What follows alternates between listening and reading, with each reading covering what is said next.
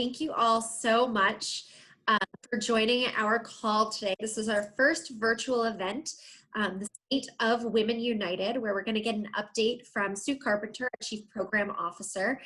As it is our first virtual event, we are still working out some kinks and some virtual obstacles. So thank you for your patience and bearing with us. And please let us know if anything seems awry, and we'll try to troubleshoot as best as we can. Just some housekeeping stuff. If we could all just try to put ourselves on mute during the large part of the portion of the interview between Michelle Scott and Sue Carpenter, so that there's no feedback. We will have a chance for Q&A questions at the end, and you can feel free to unmute yourself and ask them, or type into the box if you would prefer to do that. So with that, I am going to hand it over to Michelle Scott, one of our Women United Executive Committee members and broker and owner of Square Move Realty. Thank you, Jennifer, and hopefully everyone could hear me okay. Good afternoon to you all. As Jennifer mentioned, I'm Michelle Scott, broker and owner, Square Move Realty here in Austin, and a very proud Women United member and a member of the executive committee. So excited. I can't see how many folks are on, but so happy for y'all to join us today. A little bit about me and how I got connected with Women United just through a mutual friend, probably like many of you. And I heard and learned about all the wonderful things that Women United is doing in the community, specifically for children in the community. I have 3 children of my own, so I understand and can relate to those wonderful challenges. Some of them not so wonderful, some of them. But my husband and I have been managing them at home right now, you know, like many of you, and trying to find those opportunities. We were just talking about this in the breakout session of making memories and taking on that time. So getting the opportunity to work with Women United and specifically support early childhood has been absolutely wonderful. So thank you all so much. A little bit about Women United. We are an incredibly diverse and vibrant group of donors. Support United Way for Greater Austin through giving, raising funds, giving money through our volunteerism, through our advocacy. I enjoy anytime I get together with these women. We get in a room and I say to myself, the women in this room could just walk out of here and take over the world right now. We are just the fiercest, most passionate group of women. And so before we take on the world, we are tackling early childhood education and childcare issues here in Austin, Texas. Right now, we have about 180, just over 180 members, which is fantastically exciting. We are looking to grow that membership. So if you happen to be on that call, and while you listen today, if you hear something that resonates with you or someone that you know, maybe jot down their name, and feel free to reach out to any of us after the call. We would absolutely love to talk to you more about Women United. And today we are going to talk about the Success by 6 program. I am so thrilled to have Sue Carpenter on. She's going to tell us a little bit about what they've been doing and how United Way for Greater Austin has been navigating, helping the community right now through this time of COVID-19 and this pandemic. A little bit about what United Way has been doing before we get to that. United Way is no stranger, obviously, to helping the community. And when the pandemic, when COVID-19 hit Central Texas, United Way moved quickly and swiftly, very impressively, to handle the needs of the community. One of those things was to handle a quadruple increase in calls to the 211 call center. For those of you who may not be familiar with it, the 211 call center handles calls for folks in our community to assist and help with, everything from food needs to housing to childcare. And things like, oh, I need diapers. things like I need to keep my lights on. And so that call center has handled 4 times the call volume that they usually would handle. Of course, we have been in the middle since this 2020, as all of that was happening, and United Way quickly re-strategized and pivoted to reach our 5-county area to make sure that folks in these communities are being counted and still able to participate in the census, as well as partnering with 2Gen, which is one of the programs and partnerships that helps families that have low incomes. Of course, they've been an incredible resource in helping the child care centers around the greater Austin area. And one of the things that's been incredibly, I think, most impressive was the creation and launch of the All Together ATX Fund in partnership with our wonderful friends at Austin Community Foundation. This partnership and this fund has already raised more than $5.3 million. All of that money, 100% of that money for COVID-19 relief is going, I say will go and is going directly into our communities already. So just the response has been huge. Here, we at Women United have been also working to partner and support and help United Way for Greater Austin just continue. So it's been amazing. And I know if we were not all on mute, we would be like, woo, it'd be like a virtual hand clap, because those numbers and those things are amazing. And so it's incredible. Thank you to everybody who's donated to that. If you're also wanting more information about that and how you can support All Together ATX Fund, and please let us know as well. Of course, United Way did not just start with this pandemic supporting communities. For more than 95 years, United Way for Greater Austin has been an incredible resource in our community, helping to fight many of those inequities that are being highlighted right now, not only in our communities, but nationwide. And so it's just been such a joy to see the support and to see them continue that fight and to support our community right now through COVID-19. So I'm gonna bring Sue in and chat with her. As Jennifer mentioned, Sue plays an incredible role in the work that she does with Success by 6. I am looking forward to her giving you some more information about that. Every time I get a chance to hear from Sue, it's a pleasure for me. So to be able to do this interview with you today is incredibly awesome. So Sue Carpenter is the Chief Programs Officer for United Way for Greater Austin. I'll let you do a mic check just to make sure we can hear each other okay. Okay, how does that sound? Good? Awesome. Yes, good. Awesome. Very good. So thank you so much for sharing your time and your expertise with us today. I'm very excited about that. Sue is Sue is the early childhood pioneer in this community. And so I was hoping you could tell us a little bit more about your journey and your passion for early childhood and what got you connected with United Way. Thanks, Michelle. This is so fun.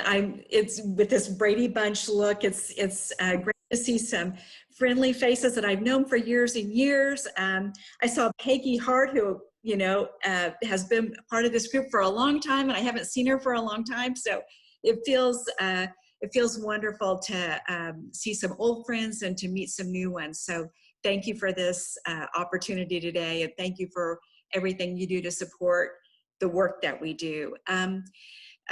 My story, essentially, I'm one of 6 kids. I always enjoyed working with young children. And when I went to college, I thought I just wanted to be a child development person. So did graduate work in child development, thought that I would spend my career doing direct service. And I did do many years doing direct service, worked at a university lab school as a preschool teacher, and then did other kinds of work directly with children and families. And I always loved it. But I got more and more pulled into gosh, the challenges that families have were so overwhelming at times. And I became more and more interested in what are the policy issues and how can we look at this in a bigger picture. And so my career kind of started to take a jog in that direction, where I moved more into policy making, systems work. How do we support families at a bigger landscape level? Before we moved to Austin and I came to United Way, I got a taste of philanthropy and early childhood at the Kauffman Foundation in Kansas City. So that was just an enormous learning opportunity for me to figure out how can you be really good stewards and invest wisely to make real differences in communities. So that was probably a pivotal moment in my own career. I joined United Way here in 2004. So the word you used, I think, was pioneer. That's apt. I feel like I came across on the covered wagon, or something. But so I've had the pleasure of working with a lot of the volunteers and then staff members. Currently, we've got 18 members on my team. So thrilled. 17 of them are amazing women and one man who has to hold his own against all of us. So we have two main programs, Success by Six, which really looks at early childhood, and then the 2Gen work, which also works, takes a lens of looking at their parents. Like, how do we support, it's typically women and typically single moms who are struggling with financial stability, and how do we help them have a better path to stability for their family? So pulling together those teams to say, how do we have the best impact on our community? How can we best use our dollars? Like, we treat them like they are, like the gold that they are, and how do we make sure that it's what we do will make a difference, and make a difference to families, but also just make a difference to our whole community. With our Success by Six work, we've got a remarkable team. The main lead on our work is Kathy McCourse. I actually don't know what she's doing right at this minute, but if I know Kathy, she's probably talking to a state legislator or on the phone with a policy member, because we're right in the thick of it in these days, trying to help be really, really nimble during the COVID days. So I'll stop right there before. Absolutely. And I'm over here like vigorously nodding like, Kathy, yes, I know what she is doing right now is to further the cause for early childhood education. And Early Childhood Matters. It's incredible the work that you all are doing, that your team is doing. And so it's United Way is making it happen. And so on this journey and during these things and kind of during this time right now, can you tell us a little bit more about, how Success by Six program, especially right now during this time, is contributing to fighting poverty and helping those in the community that especially need it right now?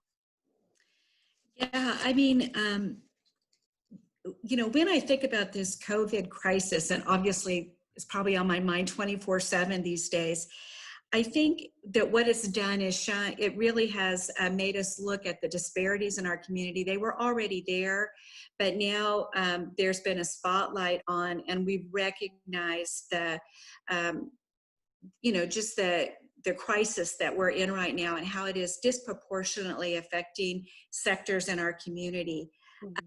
Just to give you a little context, when we think about young children, right now we think we have pretty good data now that show that 1 in 3 are food insecure, meaning they're missing meals. Their families just don't have enough to give them 3 meals a day. We know that 30% of families now have already missed at least 1 rent payment. Some of them have missed 2 rent payments. And in most cases, they haven't lost their housing yet, but a few months down the road, we're going to have this major housing crisis. We know that domestic violence has spiked like crazy in Austin. And kind of in a weird paradox, the child abuse case reports have gone down, but the theory behind that is that's just because children aren't in childcare or school where people are typically reporting cases or noticing that there's an issue that need to be reported. And we do know that there are more serious cases of child abuse going into the ER rooms right now. Mm. So we've got this really unhealthy, toxic stress stew that's happening with families, who were already under stress. And then with the COVID crisis where people have lost jobs, they're more likely. In fact, here in Austin, the ones that have lost their jobs first were the families that were already making less than $40,000 a year. So these are, families who don't really have any reserves. They probably didn't have savings accounts. They're really, really struggling right now. So what, I guess the positive thing about all this, we're working with our partners, obviously very, very closely, is I have been completely inspired by our funded partners and our unfunded partners. We've been working with all of our coalition members at how quickly they've been able to pivot to make sure that they're delivering very, very high quality services to families. So some of the things that we've talked about for years and thought, oh no, we couldn't do that, people have been able to pivot really quickly. For example, being able to deliver services more efficiently through telehealth services, or how we're using technology differently, and so forth. So it's been pretty extraordinary. To give a few examples, we've got one of our main partners, maybe some of you have heard of Avance. It's a program that works with parents, primarily immigrant families, and they do intensive parenting education and family support services and teach English to families. Their model was very, very much a hands-on model, but they've been able to really switch it out. So they're delivering services by, by Zoom, and they make sure that all their parents got devices, and they're really helping to close that digital divide with the families that have been able to participate. So I think that's really, really remarkable that we do those kinds of changes. Yeah, go ahead, Michelle. Oh, no, absolutely. And there was another question I was going to ask a little later on, but you were kind of leading into that, is that with these changes and all the things, like you said before, whereas before we thought, oh, it's not possible, that really has forced a way to make it possible. Yep. What do you see? Do you see some of those long-term changes sticking, and how that might affect the childcare in the community? Yeah, it's really, really interesting. So, let me again just try to set the stage a little bit. Mm-hmm. Before COVID, the childcare system was already very, very fragile. It was really hard for parents to be able to afford quality care because it was so expensive. And it was really, really hard for providers, childcare providers, to deliver high quality care because the financing wasn't sufficient. So it was a fragile system to start with. Then COVID hits. Right now, or as of Monday, I should say, only a third of the childcare centers were open. The governor did say childcare needs to be closed to all but essential workers. So many childcare centers just had to close down. They weren't serving essential workers. The ones that are delivering services have a much smaller population. So the first thing I want to say is we moved from a point where we are doing just immediate relief. Oh my gosh, these centers that were open for the essential workers, thanks to Women United members, for example, the rule was children can't come in unless they have, they take their temperature using a touch-free thermometer. Well, no childcare center had touch-free thermometers, and those cost like $150 each. Well, through the generosity of this group, we were able to get all the centers those. So, like just within days, we were able to provide relief services, cleaning supplies, materials so that they could open up and provide care for those essential people who are working in the hospital systems, nursing homes, grocery stores. I think then with our team, we immediately got moving from there's this immediate relief effort, but now is this time of going, how can we begin to think about building back better? How do we reimagine this system? Because it was so fragile before, this is a time for us to say, it's a reset time. Let's think about what we can do differently. So we've already done things like a couple of things. We've talked to, we were able to leverage some resources from some of our partners and connected those childcare programs with business advisors who are helping them figure out, for example, how to apply for PPP dollars. Because most of them are, mom and pop organizations who didn't have capacity to do that.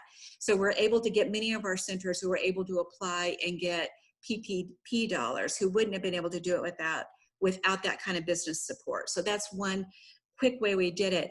But then we were thinking, okay, what they really need is long-term business support.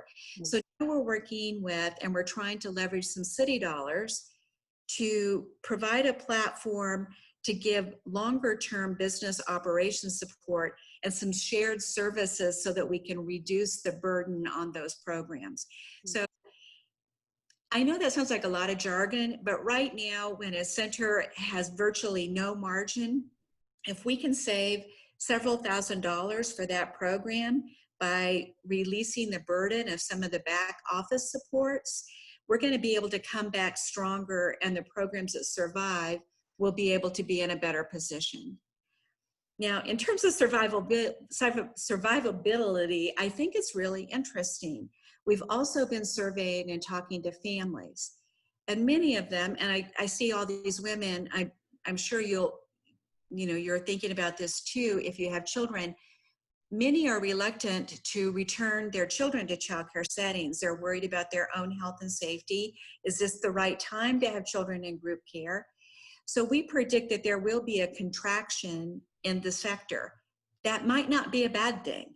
If we can figure out better financing, stronger programs, that may be better, in the long run.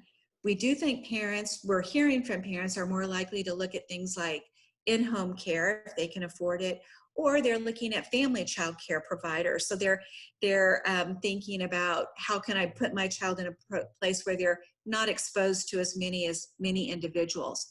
So with that, we quickly reached out.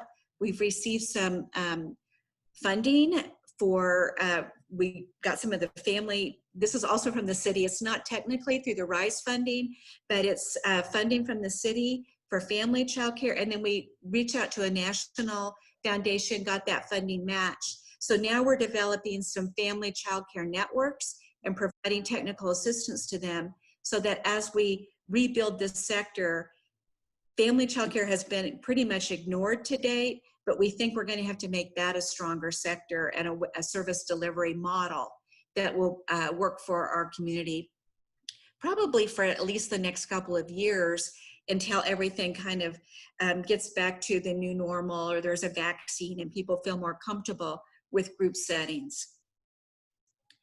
I think the other thing that we're looking at is service delivery. And again, one of the things that COVID has really reinforced or made us look at is this huge digital divide in our community. We know that many students, for example, at AISD, their families didn't have devices, and more importantly, they didn't have connectivity. So they weren't able to receive instruction because they didn't have that. I will give lots of kudos to AISD because I think they've been really trying to be really creative about how they're trying to overcome those barriers, but it's still a challenge. With our early childhood, we've really come to the front and said, okay, how do we get devices into the hands of families and get appropriate content? Because with young children, we don't want them sitting in front of a television or a screen. We can't deliver appropriate instruction through a screen, but we can give information to parents about how they can be supporting their children and doing learning opportunities. So we've purchased Ready Rosie licenses for all of our childcare centers, and it's just a really cool parenting program that they can give for free to the families that gives them daily short videos with examples of activities that they can be doing with their children. So those are I just love that. few examples. I know it's really, it's been really wonderful. And the great thing about that program is we can get data back about how many are actually tapping in. And we're just thrilled with how much people are tapping into that. I love that. And I think you made a very important distinction, which I'm so glad you said, about high quality childcare and just the importance of that. And that's one of the things for me too with Women United, is that it really is always a focus on high quality childcare. No matter who walks in and needs to bring their child into the center or to take advantage of the servers, they can be proud and happy to take advantage of. It really is high quality childcare opportunities. And I think we could probably have folks raise their hand here and say, oh, I'd like to sign up for that, because, you know, many of us are probably like, oh, what should we be doing with our children right now? We really well, have if people are interested, I'll see if we can get you squeezed into our Ready Rosie license. Hey, you heard it here, folks. Sue's They're really get us fun. inside. They're delightful. They're delightful. So you would enjoy it. And Well, they're in Spanish and English, so whatever language the family prefers. absolutely. Well, I love that. And I guess I know we're going to segue here. Jennifer is our timekeeper, but I would like to find out from you how Women United members can lend their hands and offer their support right now. I'm half jokingly saying we all need to sign up for this program, but we absolutely do want to support. And if you could let us know what you need from Women United members right now and how we can step into that role. Yes, thank you so much, Michelle, for asking that. And thank you for everything that you've done as a group, as a collective today. Can't tell you what a difference it is. If you could see all the thank you notes that we've been flooded with from the centers, it's been extraordinary. We hosted a webinar a couple of weeks ago with over 300 center directors on it, and just the things that they were saying with gratitude about how the support of United Way has meant the world to them as they've tried to figure out what their next steps are. So the first thing I would say is that philanthropy and the gifts that you've given, that's kind of the lifeblood for our program. And so thank you for your gifts, either tangible gifts, cash gifts, any of those kinds of things have really, really made a difference in how we're able to be able to reimagine our work, be able to move into these rebuild very quickly. So really appreciate you for that. The second thing is, as we're moving forward, what we have found has been extraordinarily powerful with the women in this network is your voice in advocacy. So we know that philanthropic dollars alone won't solve the major issues that we have in this sector and in this work that we have going forward. We need to also work with our public sector to make sure that resources are dedicated to children and families. And so what we've done, for example, in the past, and what we will be doing a lot in the coming months, is meeting with our local officials, city council, county commissioners, and our state legislative branch to talk to them about the needs of the families in our community and to make very specific requests about how they can be supportive.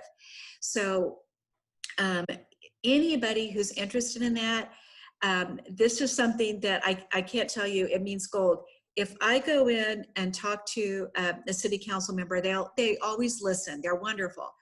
But I also think that they think, oh yeah, well, that's her job. This is just what she does. But if you go in, if somebody where this is not your job to do, and you go in and say, hey, as a woman in this community, as a community member, I think this is something important, and I'm asking for your support. That's 10 times what I can do. It's worth so much more, and it makes a difference. And we've heard that. We've been very, very successful as a sector when we've gone in with a unified voice and asked for support from city council members and county commissioners. So if you're interested in that, I guess probably talk to Jennifer or Michelle, give the names, and then they'll make sure that I have that list.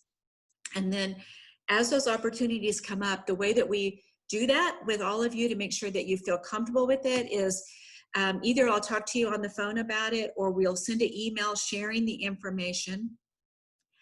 And we always, give talking points. We never put anybody on the spot. Even just your presence, if you don't want to say a word and you just want to go with us, that's okay too. So we make it easy. We make it easy, and I promise you it'll make a difference. So that's Sue, it's Mary Ann. One of the things that I suggested to Michelle is I had asked Michelle if she and Ashley Haustein would meet with me to help me be a better ambassador for United Way and Women United. And they met me and we had a glass of wine, and Ashley did a beautiful job. And so I just suggested to Michelle that maybe that's a little segment that we can offer to the rest of the women in Women United. If they would like to be a better ambassador and they feel like they could use some tools, I think that's something that maybe Ashley could do. Oh, you know what, Mary Ann, that's fantastic. I think I went directly to public policy, but the truth is community change happens when all of us use our voice with our neighbors, and with our friends, and when we just talk to other people about what we believe is important. And so any way that we can help you with information, or just, how we talk about United Way, that's wonderful, and what a great idea. Thank you for sharing that, Mary Ann. I absolutely love that. Thanks, Mary Ann, and thanks, Sue. I absolutely love that, just to be a better ambassador. I absolutely love that. And even just preparing for this call today, my own kids, because of course I am not like this on most days, so my kids knew something was going on. They're like, what are you doing today? And even just telling them, and sharing with our children what we're doing, because it's helping kids. I know many of us have kids at all various ages, and the kids were like, that's, and so we have an additional opportunity right now to really even start in our own household with, hey kids, this is what we're doing. And, even kids of a certain age sitting in and listening on one of those virtual calls with Michelle or Jennifer, and just, I feel like it's absolutely never too early to pull them in as well and just say, this is how we're helping as a collective, as a whole. So, and Mary Ann and Sue actually did a really wonderful segue for us. I would love to open it up to the audience for questions. Feel free to unmute yourself or put a comment in the chat box. I can't see mine right now, but I know Jennifer is monitoring our chat box, Jennifer Woods, and we also have Michelle Shirts that are on, that either of them, we can all help answer any questions that any of you might have about Women United or United Way for Greater Austin. Oh, I'm sorry. Wait a second. Before we do that, I just kind of segue right into questions. Can I thank Sue again for all the wonderful information? Thank you, I Michelle. Absolutely. Thank you, Michelle. No, it's great. I'm just throwing you out for questions right now, but before I love it. I love it. Anything. Thank you. Absolutely. I said at the beginning of this, it is absolutely always a joy to hear from you and to share all the wonderful things that's happening.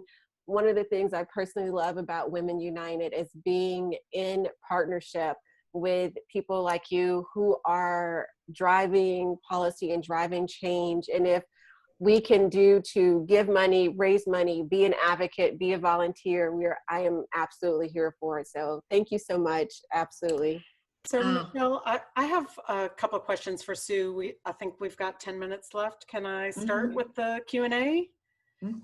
Go I have for a it. couple of questions for you, Sue, about the pre-K partnerships Mhm. and about how many children have been served by that and how many more could have been served by that if we had raised maybe more funding for that. That's a thank you. Thank you so much, Marianne. This year we served 500. We hope that we'll be able to grow probably by at least 100 for next year. The funding that you all provide helps us provide that match and the supportive services around those programs. And so we are only able to grow incrementally to the extent that we believe that we can provide the support services. Right. So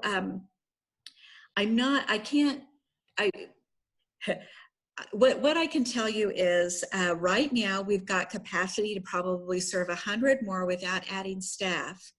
But that doesn't mean we still need to have that ongoing support so that we can maintain and sustain that level of support. So we're doing coaching services to the programs. We're providing again the business support. We're training the teachers so that they're providing very high quality care. So all those things, have obviously have a price tag to it. So thank you for bringing that up, and it's an example of one of the programs that we have. And in a kind of an awkward segue, I felt like I want to make sure I call out. I mentioned my colleague Kathy McCourse, who's one of our leaders, and her work has been so extraordinary that she's been named part of the governor's task force on how do we reopen childcare. So she's one of this kind of small elite group that's helping with all of that. And so we've got our own champion who's whispering to the governor, which makes me feel better about how the reopening plans are going. So that's good. Did you have another question, Marianne?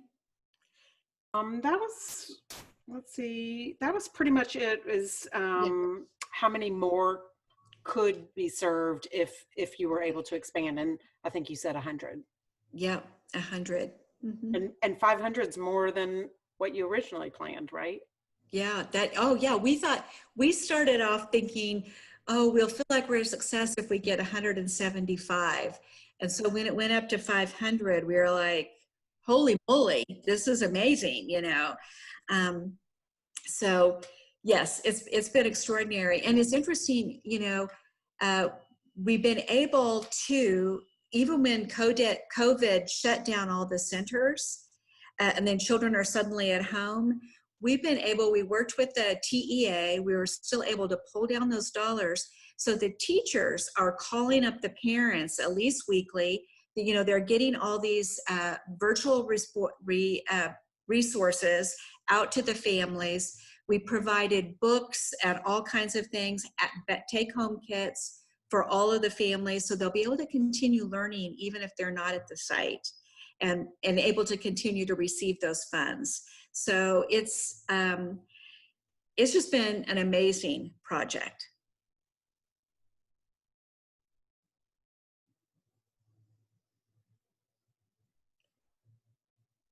No more questions. Do we have any questions? I did open my chat window and I don't see anything on my side. Jennifer, do you have anything on yours? This is Laura. I had a question. Because you mentioned Kathy is on. Oh, I'm sorry, Lauren. No, please. Yeah. No, you said that Kathy's on this task force with the governor. Has she given any feedback or what's happening with that? Did they just get started? That's amazing. That's amazing to hear that you've got someone directly involved. It is. It's amazing. Yes, they've been meeting for now 3 or 4 weeks. So that it was activated fairly quickly, probably end of March. So it's been in play for a while. So maybe 5 or 6 weeks. But you know, the whole idea is how quickly do you reopen? And if you reopen, how do we meet the health and safety standards? Interestingly, one of the things Kathy has been really advocating for is the new reopen standards have reduced the group sizes. It's actually the new standards that we've got right now are what we've been hoping for forever, which are closer to the higher quality standards. Now, they're not designed to be long-term, but what we think is in terms of reimagining and how do we rebuild out better, is if we can show centers, yes, you can still make money or at least sustain your program and meet these higher quality standards, then they might not be as likely to go back to the way things used to be. So for example, it used to be, I mean, the old standards used to be, as in 3 months ago, you could have one teacher for 11 two-year-olds. Now, I don't know if any of you guys have had two-year-olds, but imagine having 11 of them and taking care of them all day long. So with the new standards, they've rolled that back to 7 to 1, which is still a handful, but it's more in a manageable, it's more in alignment with the quality standards for group care. So that's an example of we're going, okay, let's go back slowly. And what we're hoping is that the centers will go, oh, we don't have to have 11 kids. And in fact, having 11 kids with one adult means my teachers run out of here after 2 months because they cannot do this every day. And we're reducing the turnover rates, we're making things better and so forth. So it's an opportunity. And I'm like, yay, Kathy. I think she's the one who's kind of helping to put together those kinds of plans that will help us move out better than we were before. Fantastic. Thank you so much, Sue. I do see Jennifer. Yep, I just saw you unmute it yourself. So I am going to step out and thank you so much. Yeah. Thank you, Michelle. Thank you, Sue. I am now going to introduce Malini, our chair for the Women United Executive Committee, to close us out.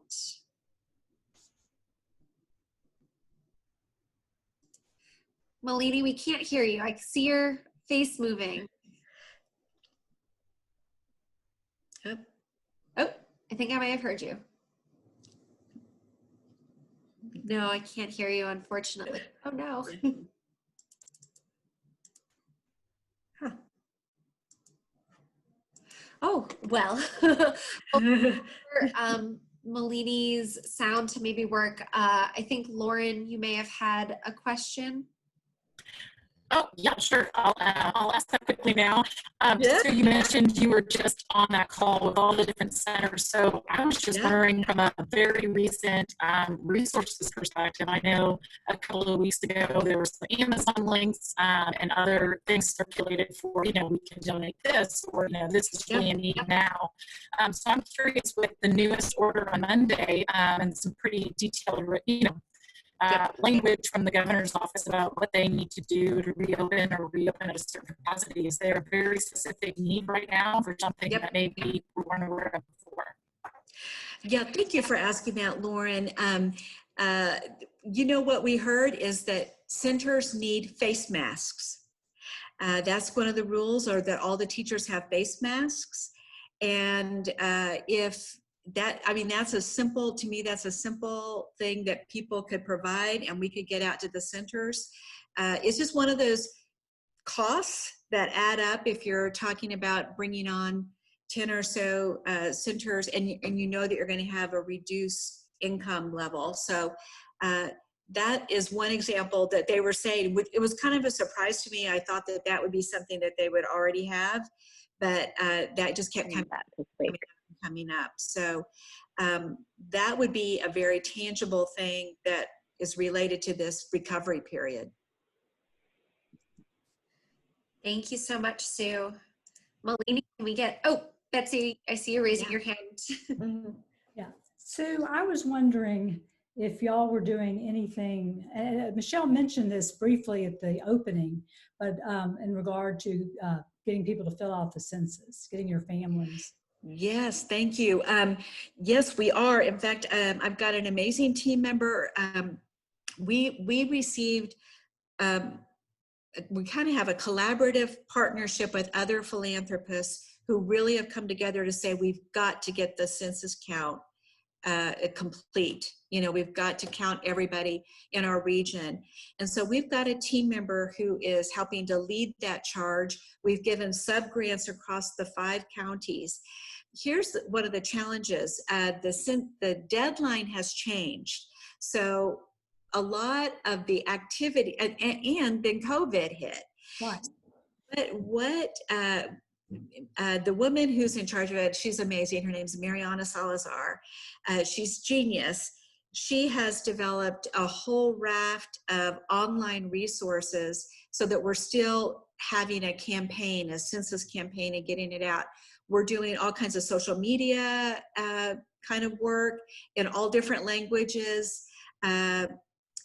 It's really, really creative. And she's done virtual trainings with ambassadors across this whole 5-county region. So that it's a huge and very important piece of our work. And I'm so glad you mentioned it, Betsy.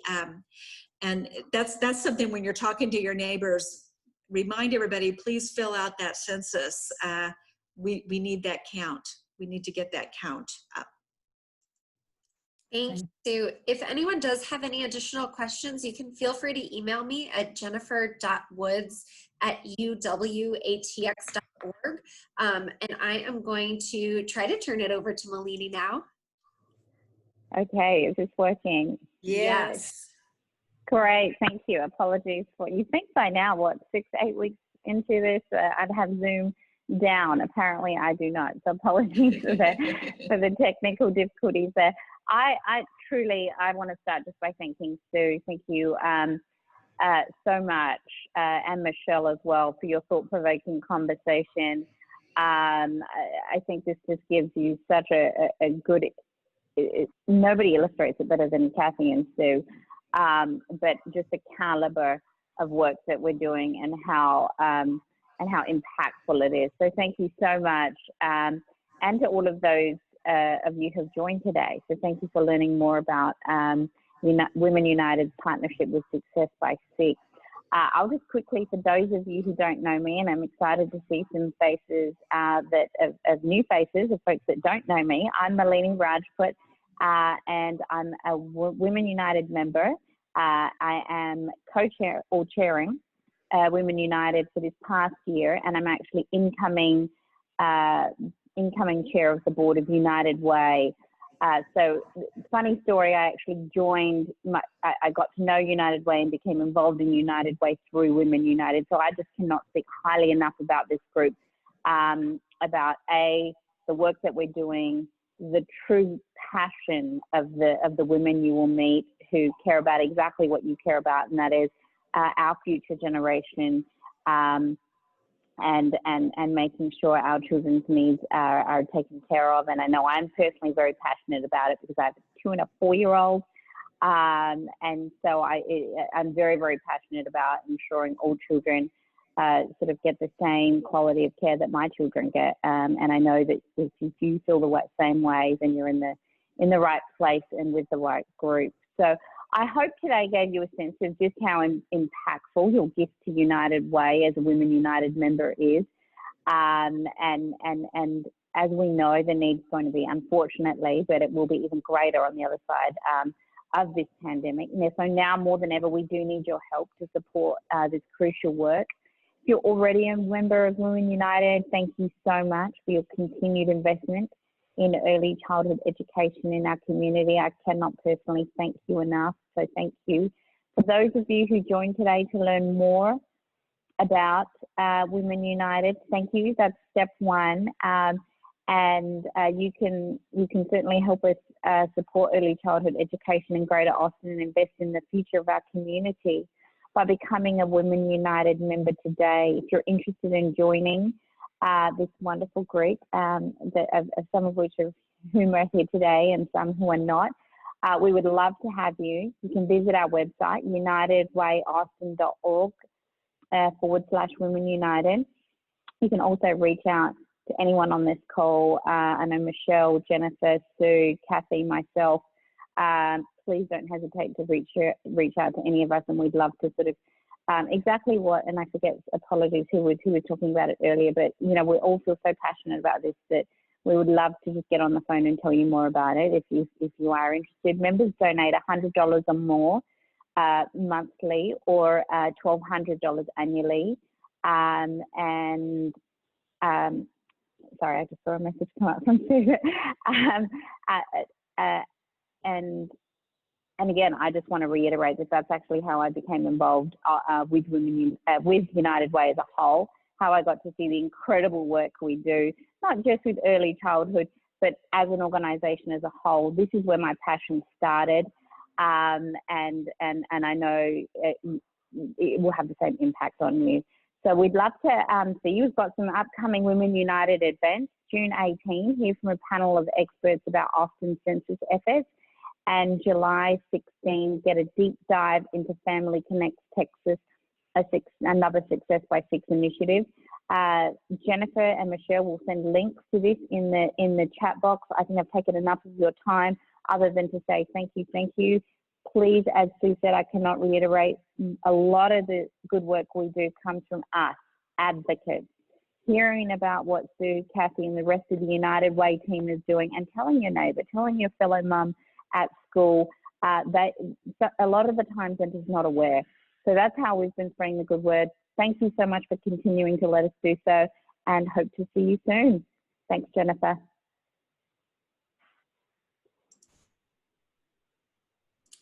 Thank you all, and have a great rest of your day.